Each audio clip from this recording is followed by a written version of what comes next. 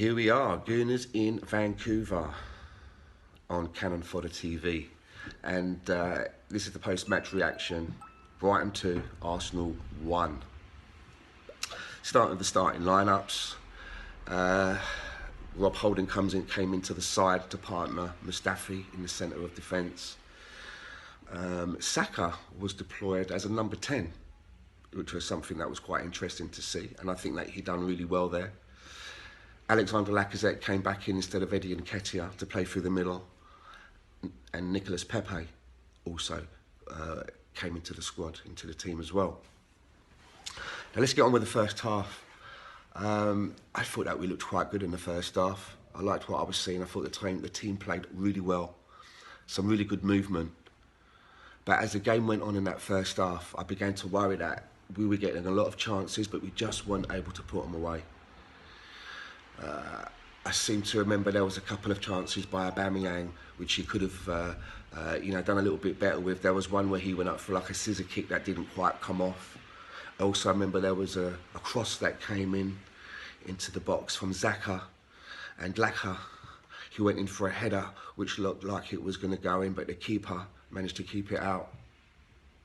And we were quite unlucky with another injury again. You know, what is it with Arsenal when our players going down and getting injured? So here we are in our second game, and now it's BERN LENO.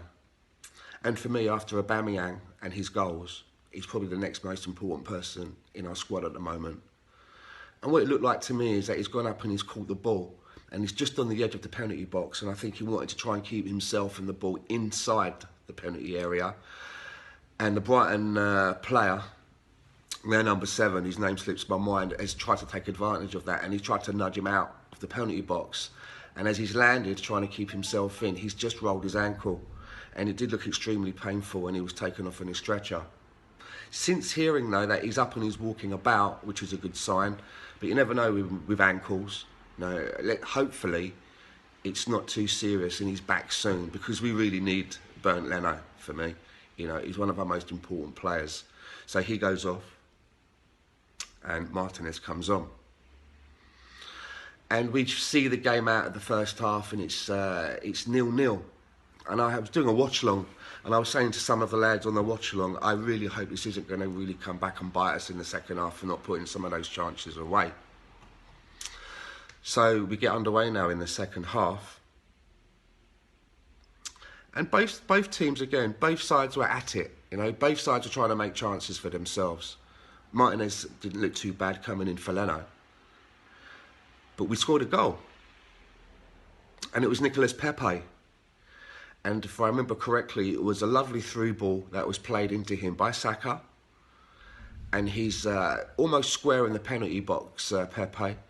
And he done a lovely left foot curl that curled round into the box, into the goal. It really was a nice goal, and I was pleased for him to get it, because, you know, we want this lad to do well for Arsenal. He's our most expensive player that we've invested in for £72 million, you know, and we want him to kick on, so I was pleased he got his goal. But what happened? My prediction from the first half, we didn't take those chances, and before you knew where we were, you know, it was 1-1. And it was quite late on in the game, wasn't it, when we got to 1-1. And the way that we were talking, we thought, well, we're going to see it out with a draw here. And I remember with their goal, it came in from a corner, and it was a scruffy. They couldn't quite clear it. It was scruffy in and around our penalty box, quite close to our goal. And I think it almost fell to Rob Holding, who sort of tried to chest it away, and the ball's dropped down. And Lewis Dunk was there to just put it in between his legs to get it over the line for their goal. Lewis Dunk, someone that I've seen a lot on social media that Arsenal fans would like to see come in. So they think that he would be a good addition, and he came up with a goal today. So it looked like it was going to finish on a draw, and I was even saying, okay, so that's 1 point out of a possible 6. You know, I was hoping that we could do better than that. And before you know where we were, they come in, it's right near the end of the game, and we let them in. We let them in. We went to sleep. They got in now with their second goal. And then it was chaos after that. You know, the game finished quite soon after that. And then Guendouzi, who for me, again, you know, he turns the ball over so much. And my thing with Guendouzi is that I'm not even sure what position he's supposed to be playing. You know, he holds on the ball, he holds onto the ball for far too long for me. And then rather than trying to look for the easy pass, he's always trying to dribble away, like he's Ronaldinho. So the game's ended now, and their number 7, their striker, he goes walking past Guendouzi, and Guendouzi just taps him in the stomach. There wasn't really a lot in it, and their player made a meal of it by going down. But here's the thing, Matteo Guendouzi should not have put himself in that position in the first place. It was petulant, it was immature. And it's all kicked off, you know, there's grabbing, and Guendouzi's having to get ushered off of the pitch.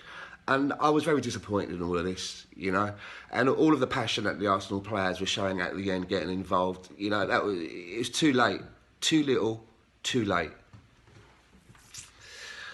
So it's going to be interesting, because I don't think Mikel Arteta is going to be very happy with the way that ended, the way that we gave that game away, and I don't think he's going to be happy with Matteo Guendouzi either. So there we have it, 2 games in, and we've just taken no points from 6. That's our match